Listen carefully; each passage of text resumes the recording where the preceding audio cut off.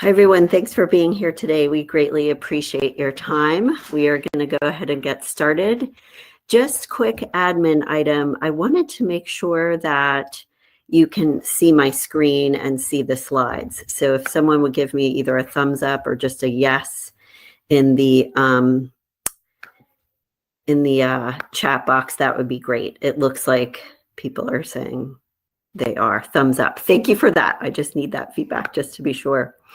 So let's go ahead and get started. We're talking today about how to make a career change next year. This is on a lot of people's minds because 2024 we always find that election years can be a little bit tougher on the job market in a lot of ways. And so many people are feeling like, okay, what's my next move? What do I want to think about doing next year? And how to make that shift. And it takes us a little bit of time to make the shift and figure it out. But we're going to give you some tips and advice to help you with that right away. So just by way of quick introduction, I'm a certified career coach, speaker, and author. I've been coaching and training since 2002. I have an undergraduate degree from Vanderbilt University and a master's degree from the University of Illinois. And we love what we do. All of the coaches on our team absolutely love coaching people to help them find the right career path, the right fit for them, and make it a reality. So this is our primary area of focus. And the advice we're going to give you all today is advice that we give to all of our clients. We try to have it be as tangible and practical with our action steps as we possibly can be. And what we would recommend is, because we give you a lot of information, choose one action step that you will take on in the next couple of weeks. And I say that because I know we're during holiday time, that you'll take on in the next couple of weeks. And remember, we are recording today. You will get a copy of the recording automatically. You can always revisit those later in order to identify the next action steps that you want to take. And as we dive in here today, one of the things I wanted to tell you is a lot of our clients will tell us, which I get, well, it's the end of the year and, things are quieter. I'm just going to kind of take a break with my search. And I understand that mentality, but I want you to know that we actually want you to do the opposite. Now, I'm not saying don't get some downtime. Time with friends and family for the holidays. Everything else is critically important. Rest, all of that good stuff. But we've had clients get jobs on Christmas Day. We have a client who has 4 interviews this week. We had a client 2 weeks ago who got a job offer just a couple of weeks ago, and she was choosing between different offers. So on the flip side of that mentality is a lot of other people are taking that same, track, if you will, and saying, I'm not going to work on this as much right now. So the competition for other people's time is lower. We do not want you to slow down on your search. So let's talk about our agenda for today. In order to make a career change, the first thing we need to do clearly is define your direction. Know what path you want to head down. What's the right job for you? What's the right career path for you? All of that other good stuff. It's important to get as clear as you possibly can on what you want to do first, right? The next thing after you've started to get clearer is we want you to start doing some networking and talking with people. Now, I know that's not always everyone's favorite thing to do. I get it. But this is still, through people's network, is still the best way to get a job.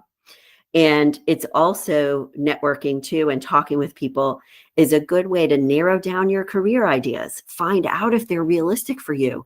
Find out what it's really like to work in that job and if it really would be a fit for you. So the networking thing covers a lot of different bases. And we had 3 clients in the past couple of weeks come back to us and say, you were right. The networking thing is really the best way to get a job. So they sometimes want to know, for example, how many jobs should I apply to every day? And that's not how we want people to think about it. We want you to think instead about how many people can I be talking to every day or every week, depending on what your situation is, if you're currently working or unemployed. The third thing we want you to do is to update your materials. Critically important. The branding piece is the thing that we find people don't do as well on their resume, on their LinkedIn. And sometimes they'll forget to write their elevator speech, which is a big deal. And then finally, creating a plan. So the QR code here is if you're new to our organization and would like to learn more about our coaching services, we always do a free consult where you can set up a time to talk with me about if we're the right fit to work with you and assist you. All right, let's dive in. So step number 1 is defining your direction, like we said a moment ago. Please know, first off, that you are not alone. There are a lot of people out there that are not completely satisfied with their jobs for different reasons. The work environment isn't right. They're not working on the projects they really want to. Lots of different reasons for this. Some people just want to move up and move to that next challenge. They feel like their career has just kind of gotten stale. So you're not alone in this at all.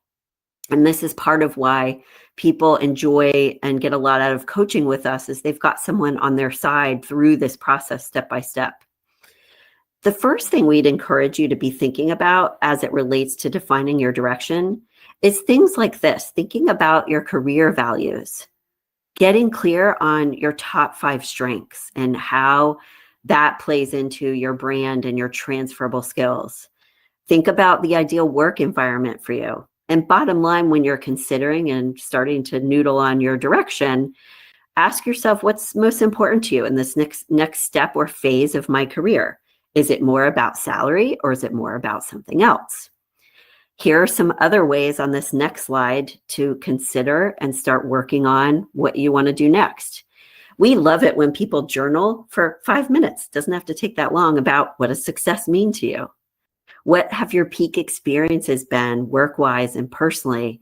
And what does that mean about what's really important to you and what your values are? Who do you enjoy working with and for? And what are those common characteristics? And we would encourage you to write all these things down, because when you start to write these things down, you'll start to identify themes in what you're saying. Like, oh, I keep talking about this type of boss, or I keep talking about working on this type of task or project. That's going to give you clues to what you may want to be doing next to help you define your direction. Now, this next slide is our ideal career model. And this is basically a model I developed when I first started coaching a long time ago in 2002. And pretty early on, I realized, I wanted to have something that made it easier for clients all in one place to be able to consider everything they needed to consider to define their ideal job. So it's the ideal career model, because these are the 8 components that are critical to consider to get into the right career path or job. So we always, by the way, want people to look at and identify and think about fulfillment first.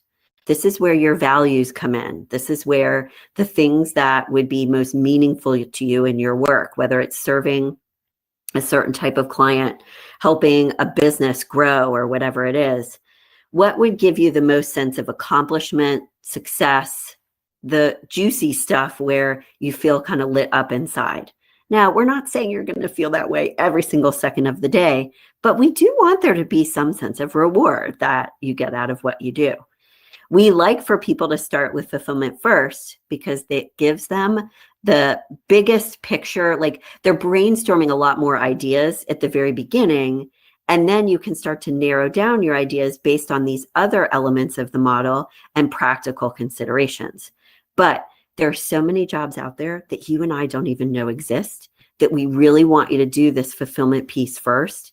Do some big picture brainstorming first, because then you'll find jobs out there that you didn't even know existed and were, out there in the first place.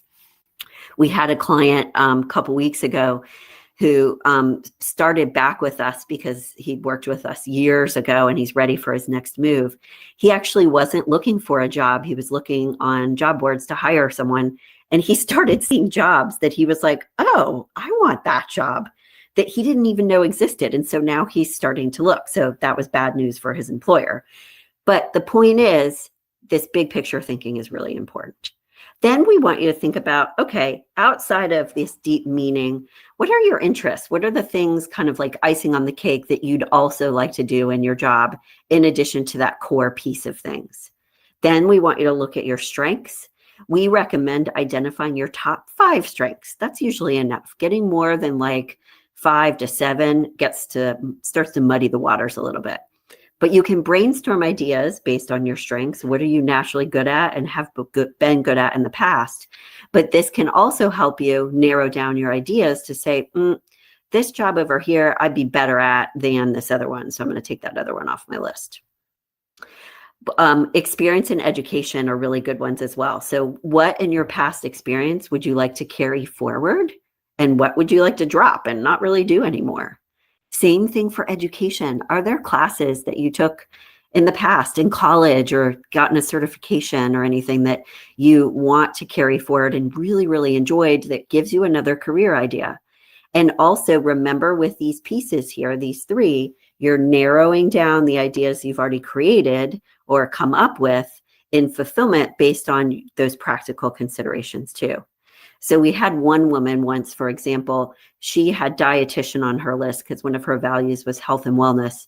And when she looked at that as an option, she realized, I'd have to go back to school. I really don't want to do that. She realized it may not be a good fit for her personality type because she was more extroverted and she really wanted to interact, like not just one-on-one with people, but more so with like big groups and teams. So personality-wise, it needed to be different. And then finally, when she thought about compensation, and we'll talk about these for a second too next, she wasn't going to get paid as much being a dietitian. So instead, she went with one of the other ideas on her list that we help her narrow things down, was being in sales for a consulting firm that provided health and wellness and fitness programs to organizations, helped them set it up so they could save on their insurance costs. So you also need to consider your personality type. Are you introverted or extroverted? Big picture thinker or more detail oriented? You have to consider work environment. This is a make or break too. You've all heard the saying, people leave people or a boss, not the job itself. I can't tell you how many times people have come to us and they think they need to go be a chef or something completely different than what they're doing now. And then they realize, it could be the work environment that's the problem. And then finally, last but not least, is compensation. The compensation, it's not least at all because it's not important. It's critically important. We've got to pay our bills. But like we said, we want you to start over here, get a lot of really good ideas. Then you can start to narrow it down based on those practical considerations. Better way to do it. Step number 2. So let me just pause here. Sorry. So going back, the first step is getting clear on defining your direction as much as possible. This can take a little bit of time and it's going to take some thought. This is why we do what we do all day, because people need help with it. And that's okay. We don't expect you to be able to figure this out on your own. It can be hard and there's a lot to consider. After you work through that, then you want to start on step number 2. And this would be networking for 2 purposes, like we said at the beginning, to help you narrow down your ideas, see, like, does this really fit for me or not? Get a sense of what it's really like, how hard it might be to transition into that. And this also, secondly, helps you expand your network for the job search part when you're ready for that. And we suggest when you're approaching your networking, you want to be thinking about, it's not about, I want to reach out to as many people as possible who are going to say, send me your resume and I pass it along. We want you to get time with people over the phone, in person, or a Zoom call, if possible. It's not, doesn't have to be hours on end with this person. It's like 15 or 20 minutes of their time. But what we're looking for you to do is what we call, and a lot of people call, an informational interview. It's a one-on-one conversation for 3 reasons. Someone who works in an industry you might be interested in, a role, or an organization that you're interested in to learn more. So these are the types of people that you want to look for with those kind of criteria, if you will. And here's what we'll say about this. Excuse me. And I know we have polls on some of these. Because we do these for 30 minutes, we usually don't do the polls so we can focus on the content. But here's what I'll tell you. Most of our clients aren't jazzed about having to do informational interviews. I get it. It's not my favorite thing either. But I consistently hear from recruiters, professionals, executives, other people all the time that it is one of the most underutilized tools in job searching. And it's something that you just got to do and figure out how to get better at it over time. Because the more people that know you're looking and the more you've expanded your network, the higher the likelihood is that you're going to get a job and get a job faster.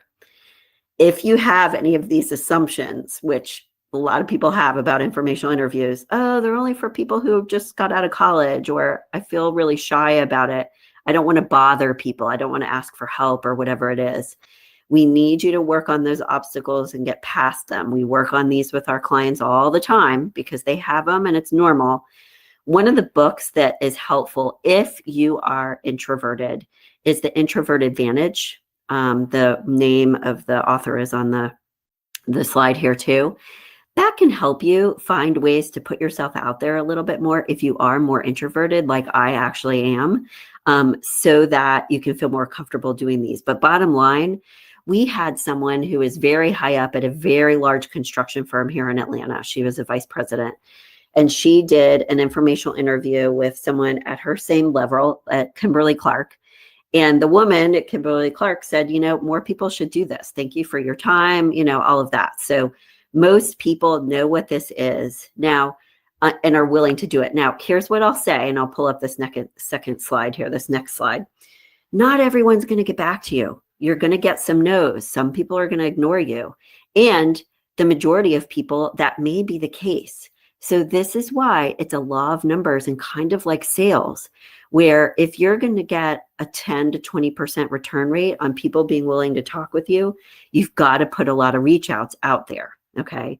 And there are ways to get in front of people. We work with our clients on those things, on kind of tips and tricks to get in front of professionals to network with, but also tricks to get in front of hiring managers on LinkedIn too. And the reason why we harp on this is this next slide is because the majority of jobs, even with all the technology out there, with job searching and all the stuff that's available, most jobs are still secured through the hidden job market, which is those unadvertised positions. So this is why we want you to do this.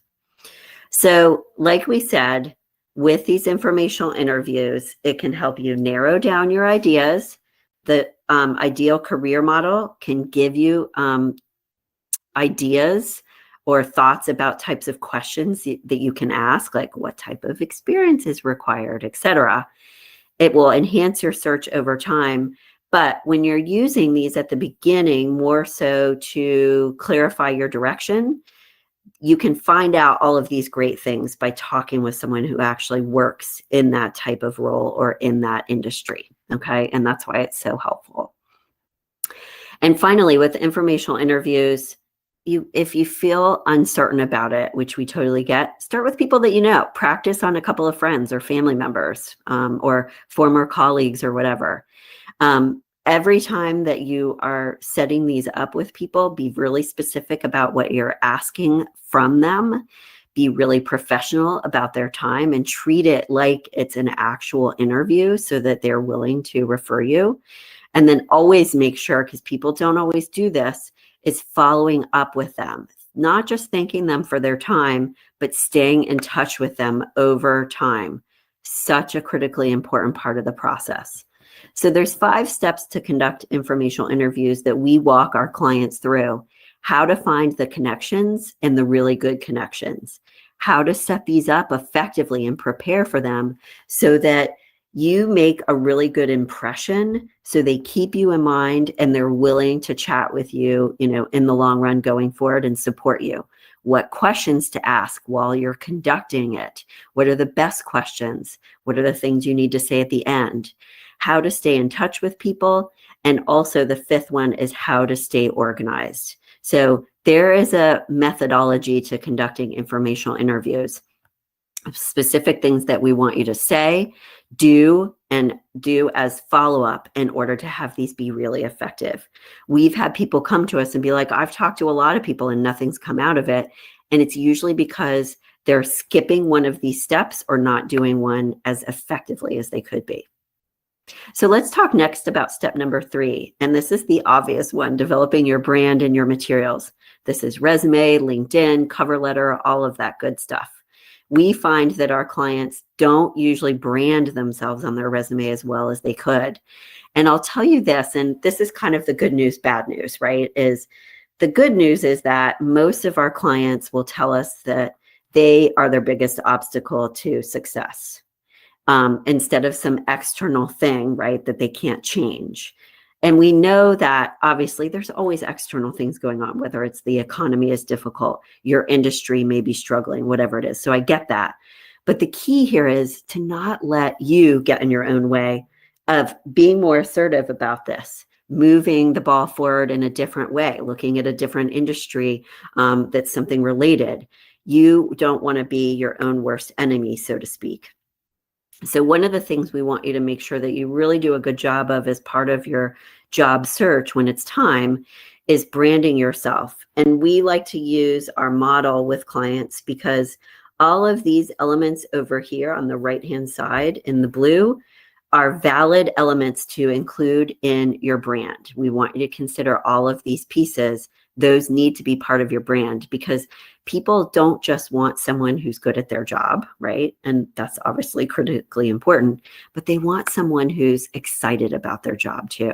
So the values and that fulfillment is part of the brand. Now, when you're looking at your materials and revising and updating them, we want you to make sure that you're branding all of your content, okay? With your resume, just some quick things to note that are newer these days is it's really important to search engine optimize your resume and include keywords on there. We have resume templates that we sell and use with our clients, but we sell just as standalone products. And if you want more information about those, you can go to our website and visit our resumes page. The reason why we like the resumes that we have created with our resume writer is because they look contemporary, they have color, they look really, really sharp, but they also are formatted in a way that will not trip up the scanning systems. So not just keywords are important, but the formatting is really important too. Because if you format your resume in the wrong way, in some cases, it may not get through the scanners. The same thing in a way goes with your LinkedIn profile, but obviously LinkedIn is formatted in the way that it is. So it's different in that sense. But that search engine optimization and those keywords is really, really important. Make sure too that you've got a really good about section that has some personal first person in it speaking to the reader. Make sure you've got measurable results everywhere. And if you don't have recommendations on LinkedIn yet, we recommend that you start working on those because that's content you can use in different places. As part of LinkedIn, we want everyone to have a branded banner.